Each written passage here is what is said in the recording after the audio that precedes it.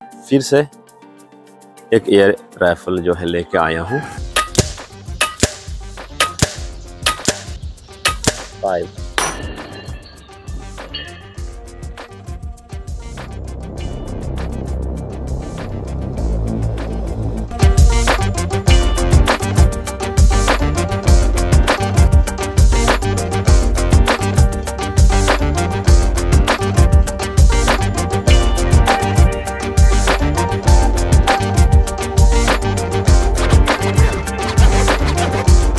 से दोस्तों, आप सबको फिर से मेरा चैनल द एयर गनर में स्वागत है। तो दोस्तों, आज मैं फिर से एक एयर राइफल जो है लेके आया हूँ, जो है आपका एपेक्स इम्पैक्ट MK2। तो भाई MK2 में कभी चलाया नहीं है, तो आज मैं यही MK2 को मैं चला के देखेगा। एक कुर्सी तेज जो है आपका होएगा 30 मीटर, जो है मेरा शुरुआती रेंज है जो भी PCP के लिए।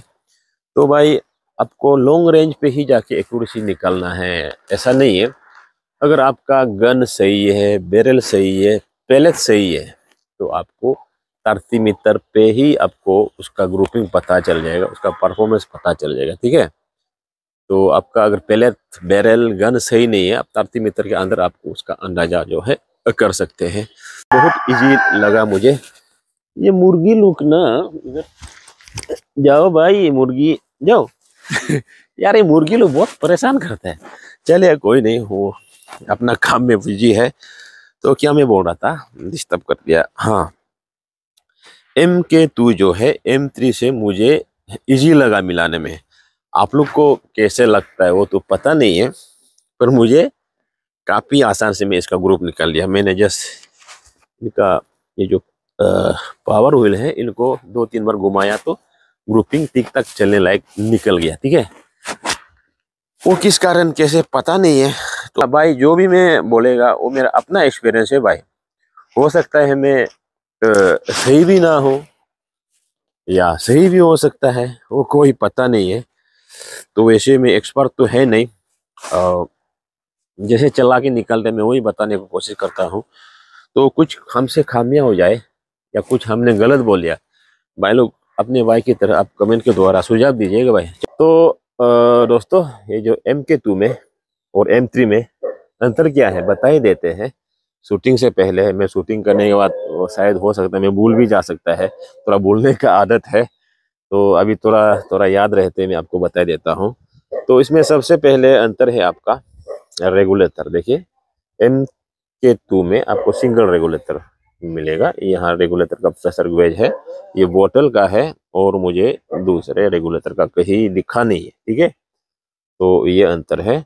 उसके बाद जो है आपका कोकिंग लीवर, ये M3 से पतला है, और इसमें आपको ऑप्शन नहीं दिया गया है। ये राइट हैंडर के लिए है, लेफ्ट हैंडर के लिए ऑप्शन नहीं है। ठीक है, M3 में ये कोकिंग लीवर को अब यहाँ भी शिफ्ट करा जा सकता है, वो अंतर है। उसके बाद ये जो पावर एडजस्टर देखिए, 1 से लेके 5, उसके बाद मैक्स लिखा हुआ है। ठीक है, अब यहाँ से आगे पीछे पावर करा जा सकता है।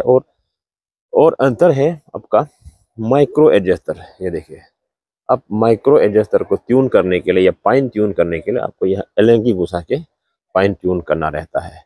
तो ये एक चीज बेनिफिट भी है, और लग सकता है आपको फीचर्स का कमी लग सकता है, पर भी ये एक अच्छा चीज भी है, क्योंकि आपने ग्रुपिंग निकाला, फाइन ट्यून करा। ठीक है, आपको फाइन ट्यून का एलंगी से घुमाएगा, इसके अंदर उंगली घूमेगा नहीं। M3 में होता क्या है, आपने फाइन ट्यून कर दिया, ठीक है, अपने गन को रख दिया, कोई भाई ने कोई बच्चा ने आके, भाई क्या चीज है, इस प्रकार 1-2 क्लिक भी, हल्का भी क्लिक कर दिया ना, बड़ा लफड़ा हो जाता है भाई।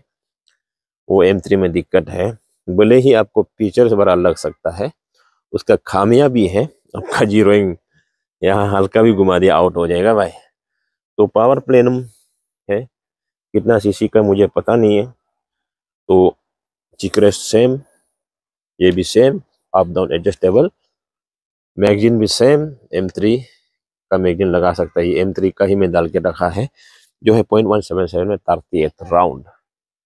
तो स्कोप है आपका क्या है, 312x44 ऐसे पाया डिस्कवरी का है, एक कम्पैक्ट साइज का है। रेल वगैरह बाकी सब लुक वाइज करीब करीब सब कुछ सेम है। तो और तो कुछ है नहीं भाई। और एक चीज ये है इसका बेल्ट एडजस्टर, ठीक है। M3 का थोड़ा सा मोटा है और उसमें एलन की से आप इसको बेल्ट को एडजस्ट करने के बाद लॉक करा जा सकता है। इसमें ऐसा लॉकिंग का सिस्टम दिया नहीं है MK2 में।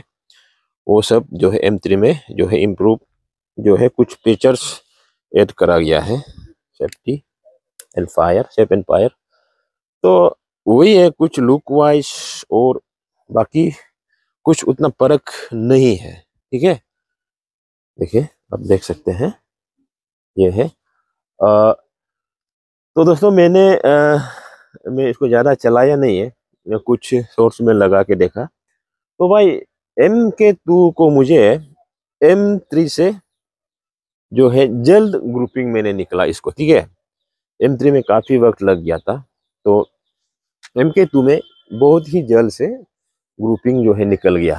तो मैं QIS को ट्यून करने को कोशिश करा 9.56 ब्रेन, काफ़ी आसान से ग्रुप निकल गया। तो मैंने उसमें माइक्रो एडजस्टर को चेहरा ही नहीं है, ठीक है। जैसे कि वैसे ही है, मैं बस ये पावर व्हील है ना, इसको मैंने क्लिक करके सोच करके देखा, तो उसमें मुझे 3 और 2 में सही ग्रुप मिला, पर 3-2 में से 2 पावर व्हील में मुझे जो बेहतर जो है रिजल्ट मिला है।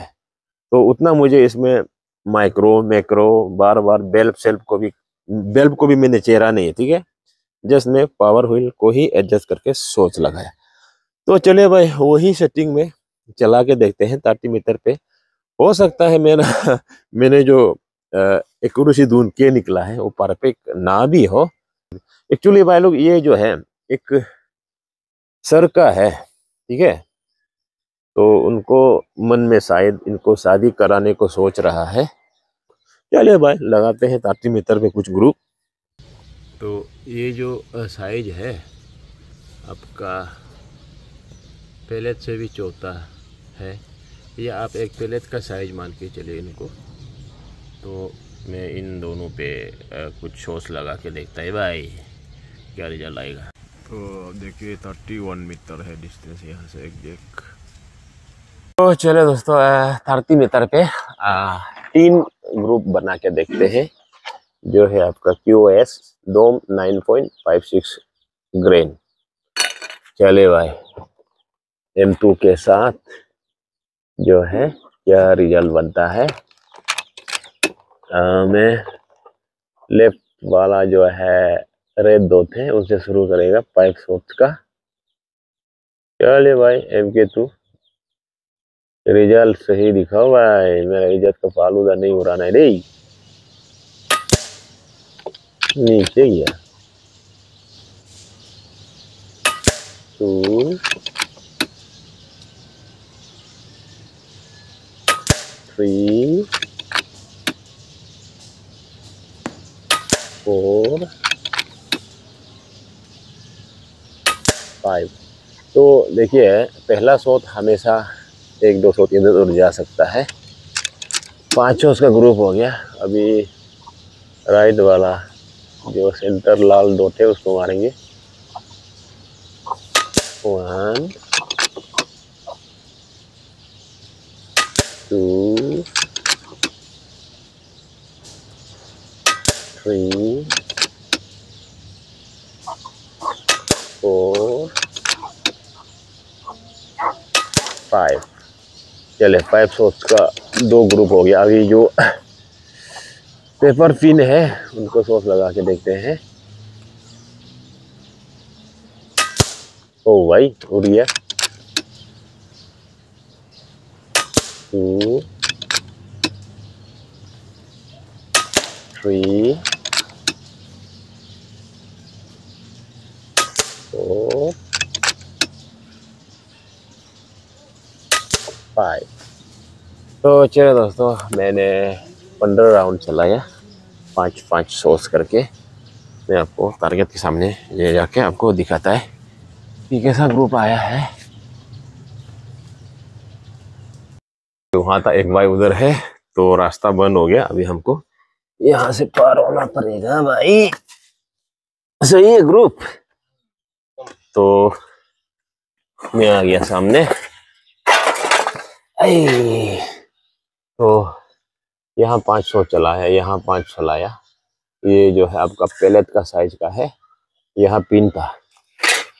तो ये 500 का ग्रुप है मेरा लिटिल फिंगर। तो ये देखिए लिटिल फिंगर। नेक्स्ट ग्रुप ये है, यहाँ 500।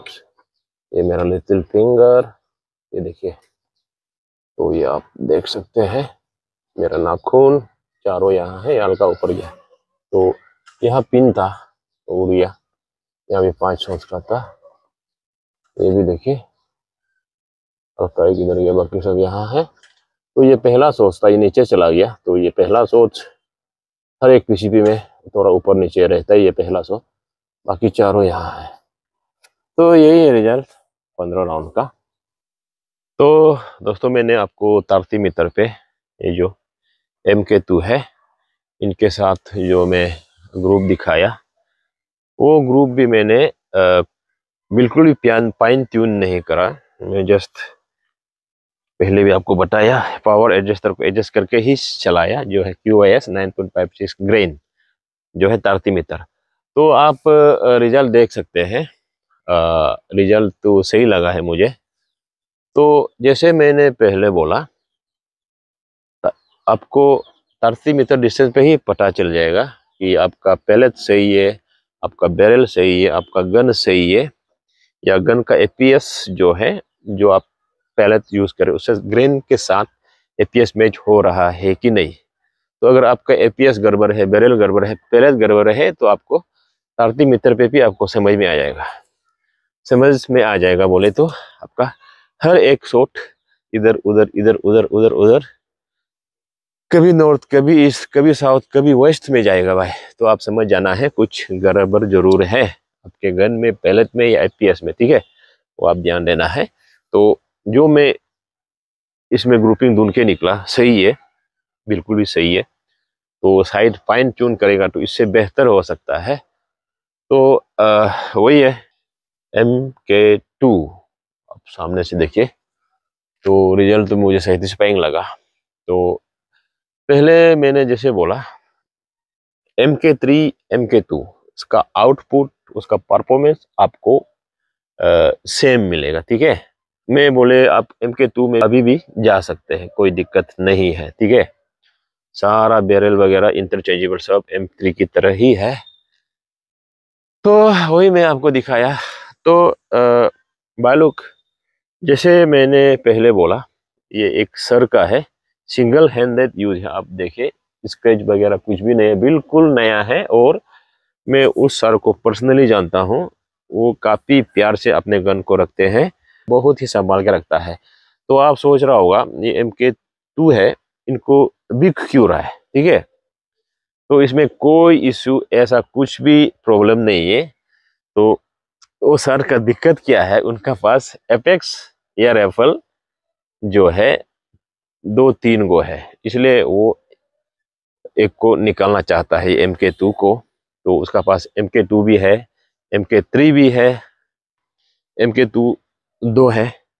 तो उसी दौरान उनको निकालना है। तो आपके पास बहुत सारा गन रहेगा, तभी भी आप जो है एक चीज को सही से आप जान नहीं पाते हैं, ठीक है। वो दिक्कत है ज्यादा गन होने से। अगर आपके पास 1 या 2 गन होगा तो आप उसको सही प्रकार से उसका आउटपुट, उसका परफॉर्मेंस को आप चेक करा जा सकता है, बना रह जाता है। वही कारण है, वैसे गन में कोई दिक्कत नहीं है।